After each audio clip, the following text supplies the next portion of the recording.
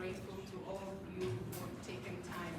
during your lunch hour to come and join us. This side event is part of our efforts as missions in Geneva, constituting the Geneva Support Group for Western Sahara, to express our support for the decolonization and self-determination for the people of Western Sahara on the basis of values and principles of equal rights of all peoples, and of the universal respect for and observance of human rights and fundamental freedoms for all without distinction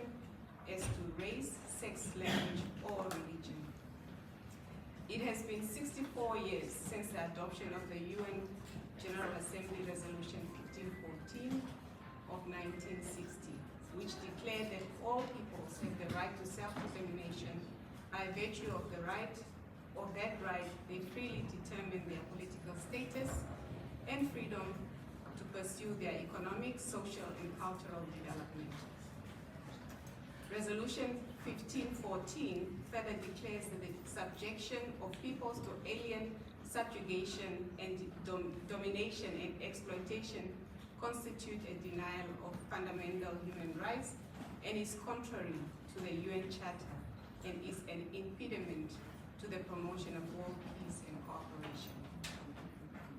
While most countries, African countries, including my own, Namibia, have gained self-determination and independence since the adoption of 1514, Resolution 1514.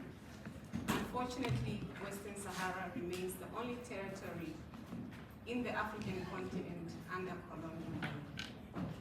Therefore, the decolonization of Africa will not be complete until the day the people of Western Sahara will achieve their rights to self-determination and independence. The inalienable right of the people of Western Sahara to self-determination and independence has been reaffirmed and over again through numerous UN resolutions, such as the UN General Assembly Resolution 2229 of 1966 and Resolution 690 of 1991 on the establishment of the UN mission for the referendum in Western Sahara. This is just but a few of the resolutions that have since been adopted. The OAU, the 1988 OAU and the UN Settlement Plan played a significant part in establishing the UN mission for the referendum in Western Sahara, MINUSCO, in April 1991, with goals which include the organizing of and ensuring a free and fair referendum. Moreover, numerous efforts by the AU High Representative for Western Sahara and the Special Envoy of the UN Secretary General for Western Sahara in establishing a mutually acceptable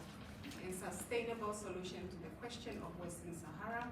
within the framework of the AU-UN cooperation has not achieved its mandates or their mandates.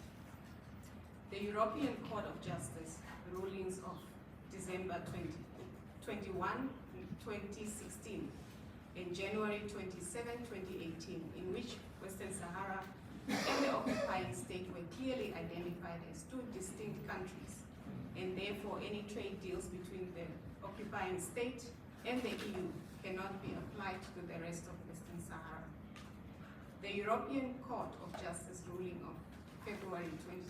2018 held that a long-standing fisheries agreement between the occupying state and the EU does not apply to the waters of the coast of Western Sahara.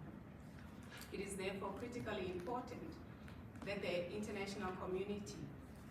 immediately put in place a monitoring mechanism aimed at stopping the exploitation of Western Sahara's natural resources. We should therefore also call for the full respect of international human rights law in the occupied territories of Western Sahara and urge that the UN Security Council include a human rights monitoring mechanism within the mandate of MONUSCO's mandate, with the aim of ending impunity for such violations and abuses that are currently not reported. conclude, we should stand together in calling for the unconditional implementation of all UN resolutions on Western Sahara, which will lead to a positive, peaceful, and permanent solution